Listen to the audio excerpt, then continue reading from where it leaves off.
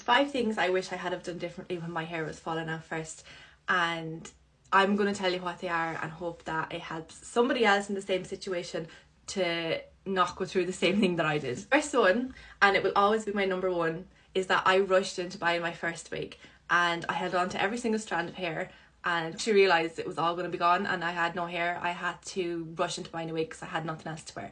So I rushed into buying the first one I saw. I didn't like it. It looked like a wig. It was itchy. It wasn't comfortable. It wasn't like breathable, and it just looked really wiggy. Then I kind of thought that was like the standard for wigs, and I went on to buy more wigs like that, and I didn't realise you could get other ones. Now this was like 9 years ago, so I don't know if you could even get wigs that looked realistic like this, but it was something that had a bigger impact than like a negative impact than it actually had to be if I had have taken the time to find one that I actually kind of liked, rather than just jumping in and buying the first one I saw because I panicked. Second one is that I also rushed in to get my eyebrows microbladed on. So I didn't do much research into it. I didn't know much about it.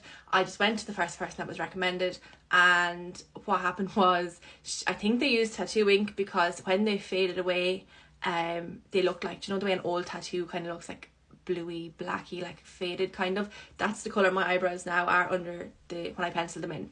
Had I done my research, I would have known not to go to someone who was going to be using like tattooing, because that would have happened. But at the time, like my eyebrows fall now, I would have been a really big like lash and brow girl, and I didn't want all my eyebrows to go out and then have to trust someone to draw them on in a nice shape.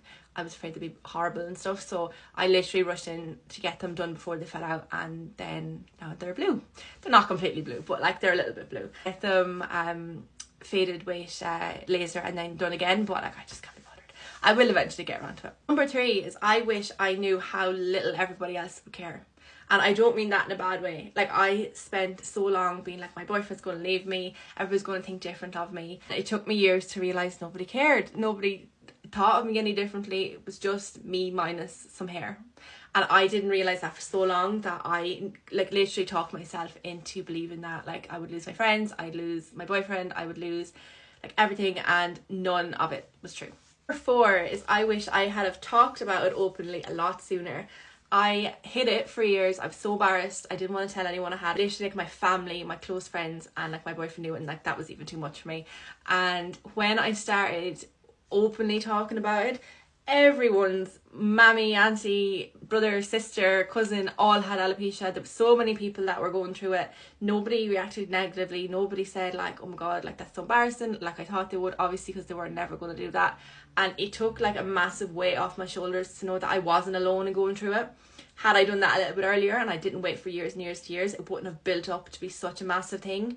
But I didn't. I kept it all bottled in for so long, and then it turned into a big thing that I didn't need to. Number 5, but probably one of the most important, is I wish I would have realised earlier that to see any positive changes in my life, I had to make them myself. I waited around for, I don't know, the universe to give me like positive things into my life, or to, you know, make me feel better. And it dawned on me one day that I wasn't going to see any positive changes in my life unless I made them myself. I don't know why that came as such a shock to me, because it's common sense.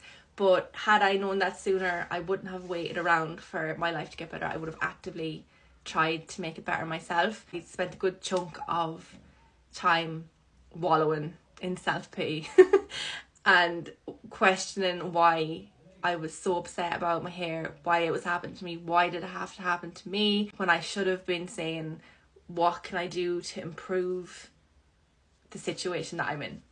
Along with that, I always used to say, when I get my new wig, it'll be fine. When I get to this stage, it'll be fine. You know, and I got to a point then where I was like nearly 6 or 7 years in to having first been diagnosed with alopecia, and I had literally just wasted that whole time being like when, and like wished it all away. And like there's a lot of that I won't get back. Like it was my 20s, and it was up until I had my daughter that I kind of wished a lot of my 20s away, being like, when I get to this, when I get out of school, when I get out of college, when I get my new wig, when I get this and that, and when I get this new treatment, and then I'll be happy. And it never came, because my happiness was never tied to my hair in the first place. It was all tied to my self-confidence and how I was feeling.